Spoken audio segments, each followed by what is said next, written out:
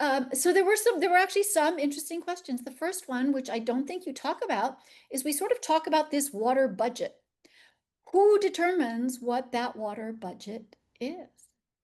So there's the regulatory water budget. If you are in an area that has a water budgeting ordinance, um, like the state of California, you need to look to either the Department of Water Resources guidance or the local um, municipality where you are resident or where your project is, where the landscape is. They have to publish the ET adjustment factors for their area because you need to comply regulatorily. You're having to do these water budget calculations as part of the model, as part of the water efficient landscape ordinance in order to get permits to build landscapes or to complete, certificates of completion on projects and so forth. So uh, that when it's regulatory, it's going to be the municipality um, or the state that is going to have the guidance as to what you use for your budget. But water budgeting is way beyond regulatory. Water budgeting is what you need to be doing when you are trying to figure out how to manage a landscape, right? This is like step number one. How much water does my landscape require?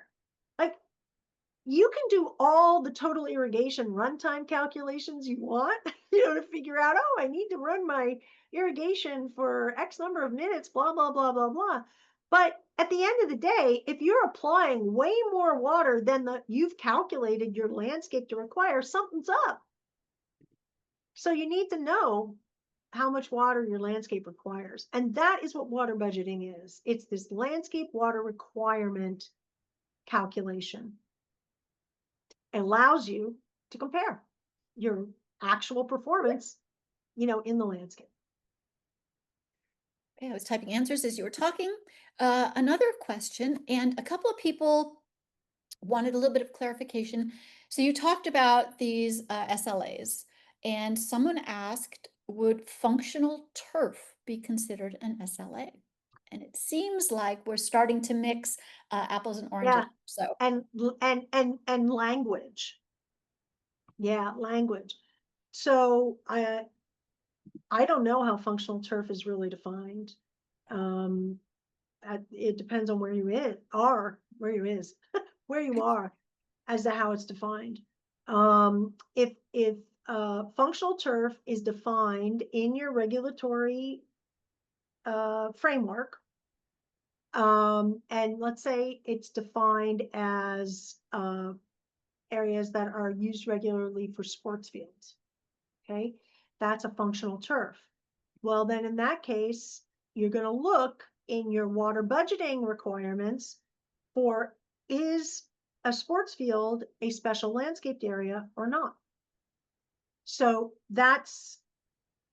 these are different contexts of using the language. yeah, well, thanks for clarifying, because for me, I saw that question and I thought, oh, a football field isn't a fountain. I'm concerned with, is it warm season grass or cool season grass, and then doing the water budgeting that way. But thank you for clarifying that. Well, I'm going to clarify something you just said, and that is a special landscaped area is not like a water feature area, right? Remember, the special landscaped area is saying this portion of the landscape has a completely beneficial use of 100% of ETO water. And so you are applying that 100% ET adjustment factor to the budget so that you get the water. And then when you calculate your plan or your hydrozone, you calculate the water requirement of the hydrozone, you also apply 100%. So it's like a wash, right? You're getting the water in the budget, the allowance for the water, and you're calculating that you're going to use that water in the design plan. For a water feature, it's not like that. You do not get it in the budget. You don't get 100% of ETO for a water feature when you're calculating out your budget. It's just another part that has to have a 45% or whatever the adjustment factor is for the budget. You only apply that 100% of ETO on the plan side, on the estimated total water used or hydrozone water requirement side. Then you say, okay, this square footage is a swimming pool. It uses 100% of ETO. So it's a ding to your landscape, the actual water used, the estimated total water used. It means that all other things being equal, you're going to have to make up for that some excessive use of water in that portion of the landscape by the swimming pool. You're going to have to make up for it by reducing the amount of water that you're going to be using on another portion of the landscape in order for it to come out equally. Oh, great. Glad for that clarification. All right, let's do one more because I know we've yeah. And I think this feeds right into the professional training. But the question was, are there rules of thumb for soil moisture measurements for hydrozoned areas to determine if overwatering is occurring?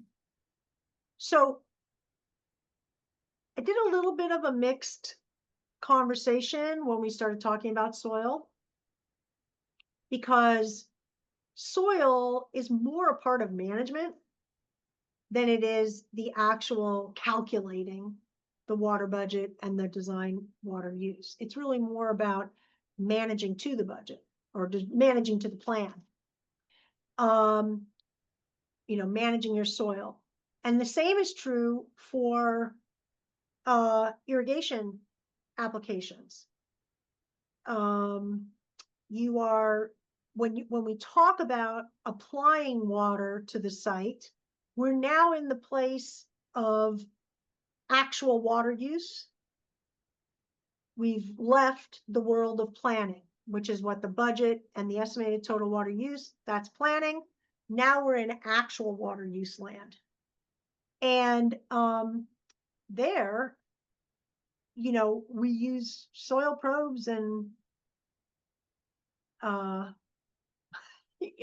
we use soil probes to determine whether or not we are in the root zone or beyond the root zone. And the thing that I was talking about in the soil discussion is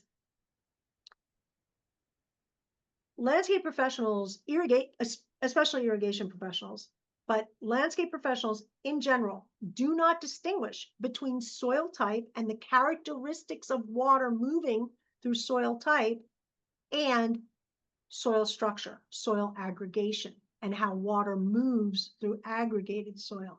These are two completely different discussions. The aggregated soil is going to have some remnants of the soil type behavior. Clay soil makes a different type of sponge than sandy soil does. It takes different management actions to create a soil sponge from sandy soil than it does to create it from clay soils. Clay soils are always going to naturally hold on to more water. They make the best sponges, by the way. But aggregated soil, a sponge versus soil of any type that is not a sponge, that is behaving totally different. It releases water on time and it holds water when it's needed. It is sentient in that way. It's working with the weather-based feedback loop of the plant. The plant is actually saying, hot, need water, I need access, cool, don't need water, don't need access, hold on to it, etc. I mean, it's a totally different thing. So if I'm trying to come up with a rule of thumb, like what I think you might be getting at is like, what is the plant available water? That was where I was headed with it. Yes. You've got root depth and how much I know you're trying to get there, I right? know that much water. Yeah. I won't allow half of it to deplete. Yes. This is not water budgeting. This is irrigation management.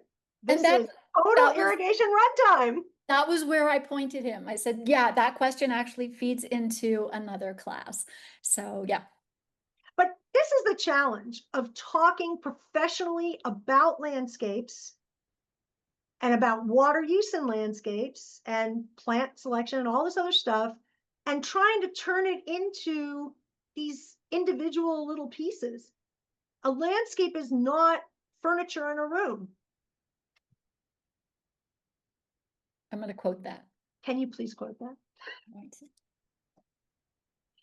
All right. Well, It's like saying, how much water does Mary Ann need?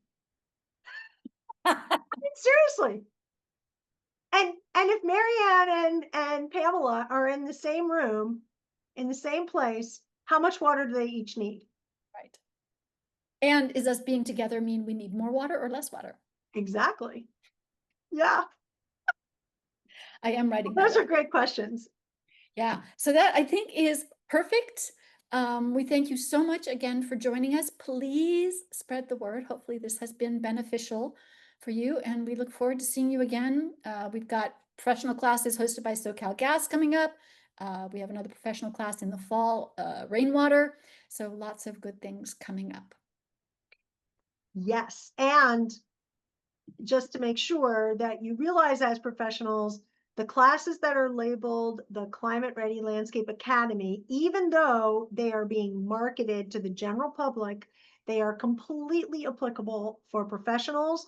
There's going to be enough density in those classes, content density to benefit from it. And in order to sit for the Watershed Wise Landscape Professional exam without taking one of the live trainings or taking the whole online training, you're going to need to have all of the Climate Ready Landscape Academy classes. There are 6 general public classes, and there are 3 professional level Climate Ready Landscape Academy classes.